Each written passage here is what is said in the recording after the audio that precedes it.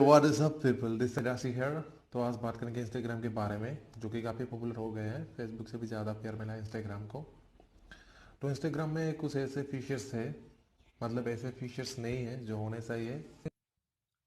लेकिन जी भी इंस्टाग्राम जो कि नॉर्मल इंस्टाग्राम का ही एक मॉडिफाइड वर्जन है, उसमें काफ़ी सारे कूल फीचर्स मिल जाते हैं।